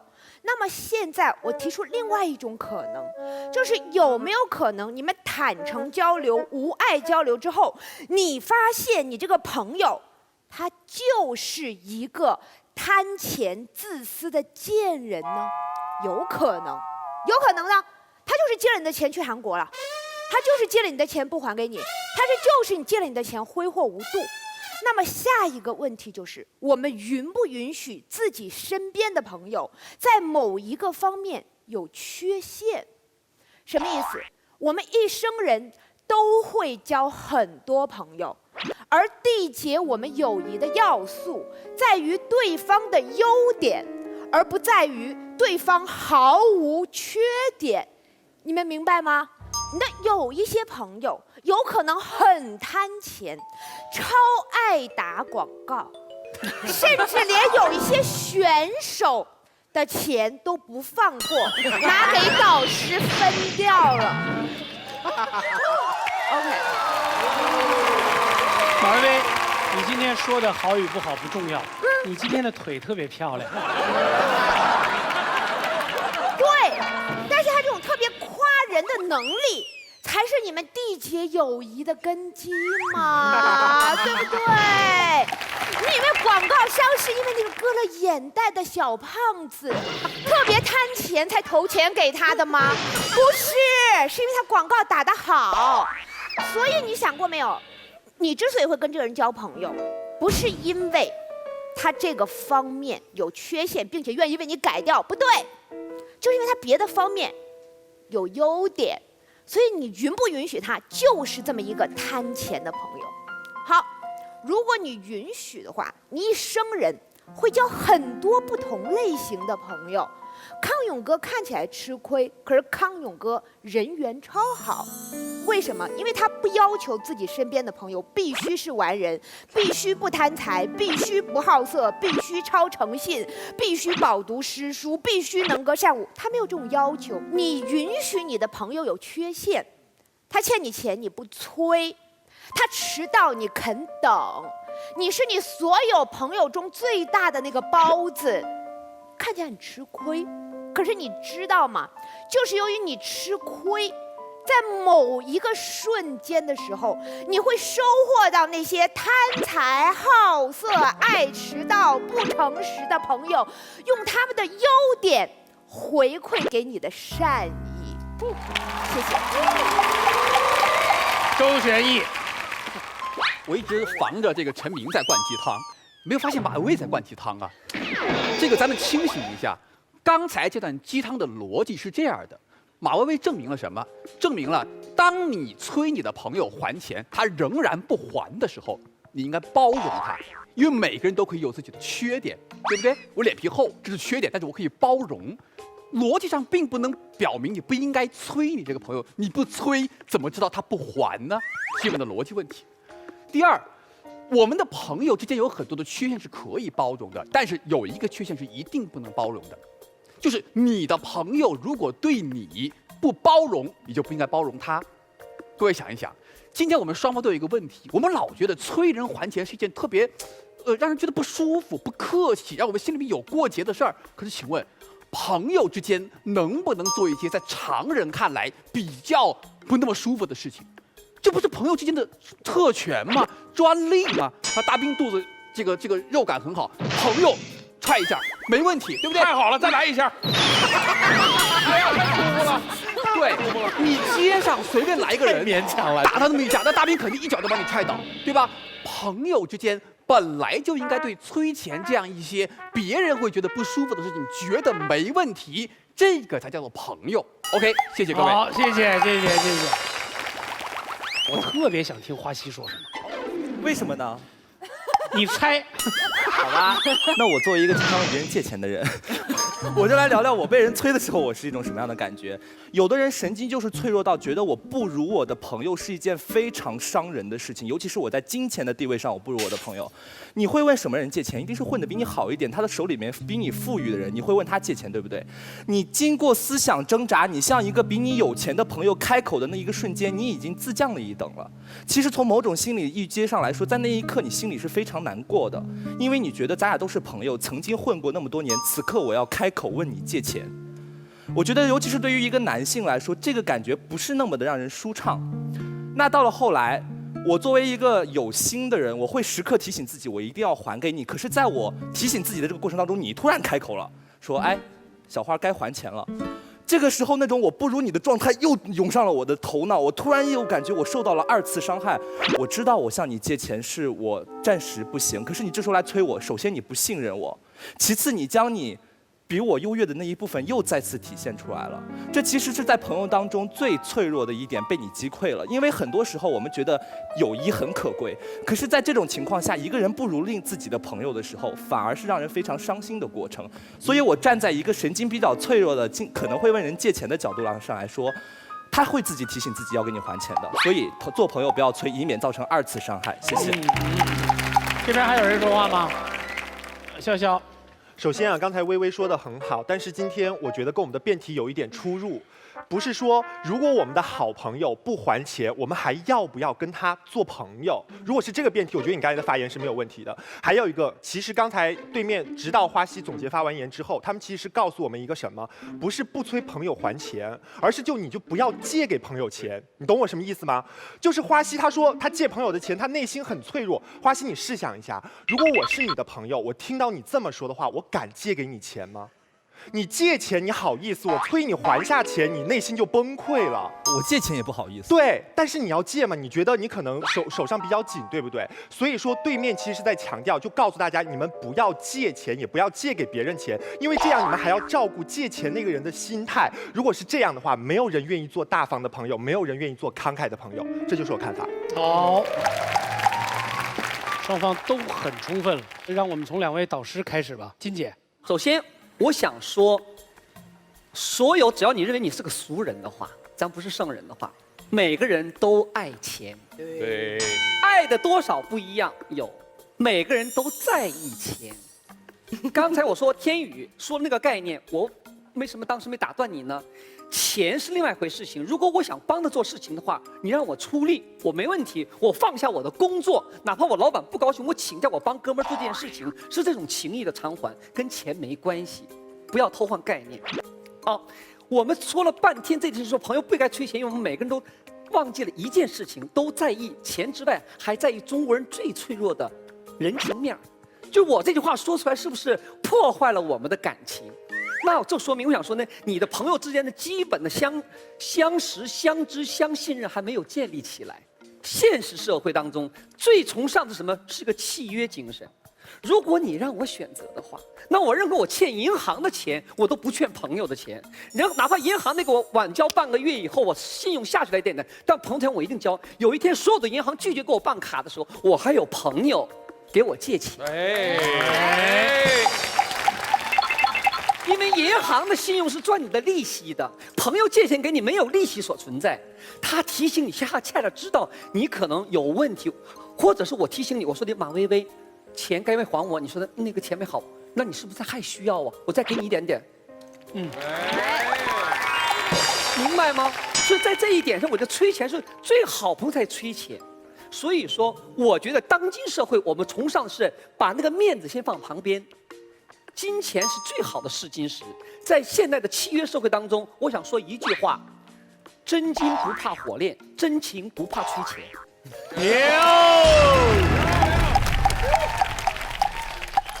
蔡团长，刚才金星讲了一个非常有趣的事情，就是钱这个东西是友谊的试金石。所以今天我要特别提醒大家，如果好朋友欠你钱，不要催。就是因为你不知道会催出什么后果来，这是我的真实的人生体会。就是我每一次催人家还钱啊，最后都借出去更多，这太可怕了。就是这意思就是说你感冒了，你到医院去打一针，结果你得了一个更大的感冒一样，就得了3个感冒。就从头到尾正方说要催呢，你们是要拿钱回来吗？你们的辩友们没有一个人是像金星一样那么有钱，说你催我，我可以借你更多呀。啊，不是这个立场。所以我刚好就是要提醒大家，如果你们真的是所谓的好朋友，你一催他，他就发现到天哪，全天下只有一个人还在乎我的财务状况，那我就掏心剖腹的告诉你吧，我需要更多。你是他的好朋友，你怎么忍心这时候说，哎，我催你钱，我只要你还啊，我不可能借你更多了。你这样算什么好朋友？所以刚好就是因为金钱是友谊的试金石，所以千万不要催，一催就会出大事。这个是我对大家的提醒哈。这是第一个。第二个呢，在座各位如果读了我们中国历朝历代的历史小说，会带兵的人都怎么带兵？你读中国历朝历代的小说，带兵的人啊，军队里面最常有的娱乐是什么？赌嘛。你还能有什么娱乐？部队里面也没有别的玩意儿，所以闲下来不打仗的时候，大家赌点钱。兵也没什么钱，你欠我3块，我欠你5块，历朝历代皆是如此。会带兵的人，不管他带的是8个9个，带的是80个90个，带的是800个900个，他们需要的兵是什么样的兵？是在战场上会用生命交付到你的手上，互相支持的兵。好朋友是什么？好朋友是我们在人生当中冲刺的时候，跟我们互相支持的人。这跟带兵是一样的事情，就是你见过哪一个会带兵的人，他跟小兵们赌钱赌输了，然后3块5块他去催的？没有这件事，因为他知道一催就完蛋了。你跟人家催3块5块，然后上了战场的时候，那个小兵在背后不射你一箭就不错了，还帮你挡子弹呢。所以无论如何呢，这个带兵的理由跟交好朋友生死相共的理由是一样的，就是你催那个钱的同时，刚刚金英所说的这个试金石受到了严重的考验。我觉得友情很重要，我觉得友情，很多人说友情不应该拿金钱来衡量，是真的。所以如果你有幸运交到了好朋友，而你蠢到用金钱去衡量他，我觉得太可惜。每个人都会到需要好朋友支撑他度过难关的时刻，当那个时刻来临的时候，你捧着手上催来的2000块钱干什么？你当然希望有一个好朋友在深夜听你哭泣，把肩膀让你靠，然后拉着你一起往前走嘛。所以从这个立场来讲，我认为不是该不该催，是值不值得催。我认为不值得催。所以大家2个原因：第一个，好朋友很重要，不要随便用催钱伤害他；第二个，催了以后会带来更大的灾难，就是要借出去更多。好，谢谢。哇，飞晨，你知道这是一个辩论节目。2位团长其实，因为他事先他不知道会站在哪边，然后他是要在现场经过选手的交流，他们把所有的话全部都说尽了之后，像康永和这样还要找这么2个角度出来，我其实是个完善的。康永和说那定罪，我觉得貌似很有道理，其实是一个诡辩的一个角度。咱们就是个诡辩的节目。对，我知道，就是刚才说那个带兵那个特别不在点儿上，带兵一个将领管兵借钱，他一个社会地位的悬殊，他不应该交钱，他不是朋友，他是上下属关系，这跟朋友没关系，这完全是误导。说的特别好。那我可不可以问一个问题？您请。那因为金星老师刚刚讲，我们借这个，因为我们今天的题目是好朋友跟你借钱该不该催？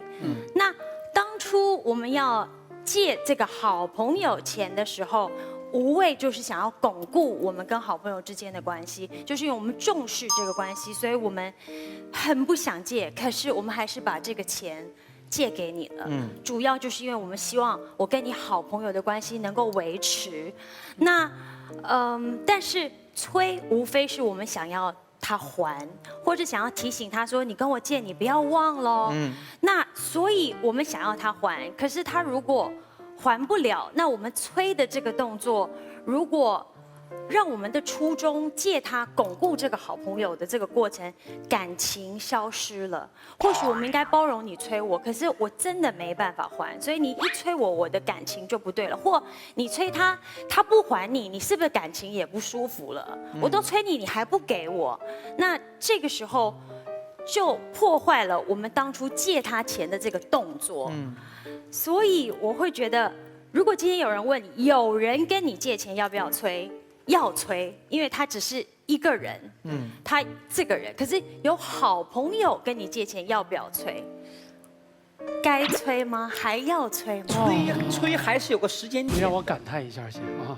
其实你说什么我没听进去，但是我太喜欢台湾女生说话这个腔调。因为你吃了太多的 MM 豆。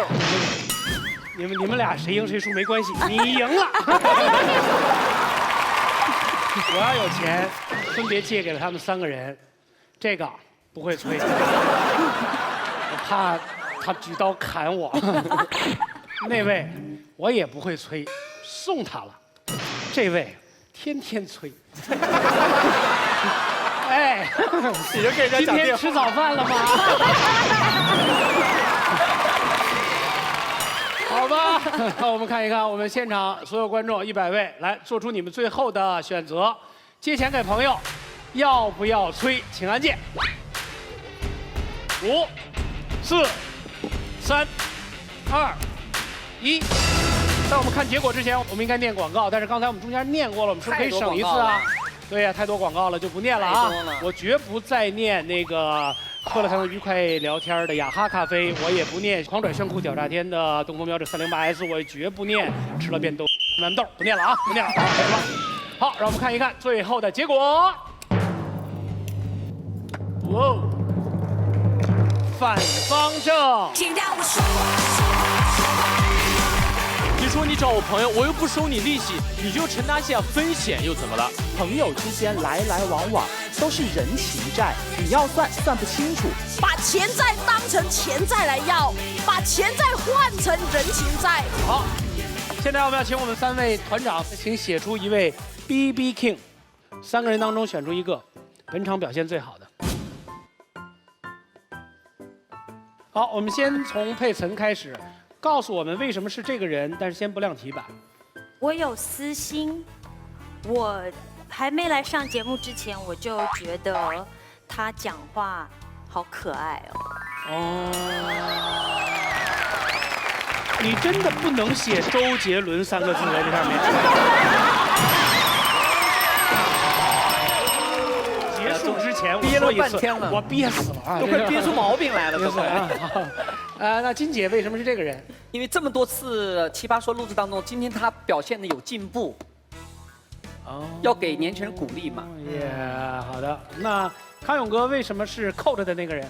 他今天举例的方式跳脱了以往的境界，所以我觉得可以鼓励一下。3个好神奇的存在，来吧，让我们请亮题板。微博关注爱奇艺奇葩说，参与话题互动，和全世界的深井病做朋友。微信添加爱奇艺奇葩说订阅号，每天推送纯干货，喂饱你。强烈建议到百度贴吧奇葩说官方吧写下长篇大论，洋洋洒洒任你喷。解放奇葩就在慢都慢不下来的爱奇艺视频。第3季奇葩说唯一报名传送门，关注爱奇艺奇葩说官方微信，进入公众号，点击我要踢馆，马上踢馆即可报名参加。我们的征途是星辰大海和源源不断的精神病，快来吧！来吧，让我们请亮题板。金姐给的是艾丽，好查丽。看看佩岑小姐给的是可爱的周如晶小姐。我们看看康永哥给的是如晶小姐。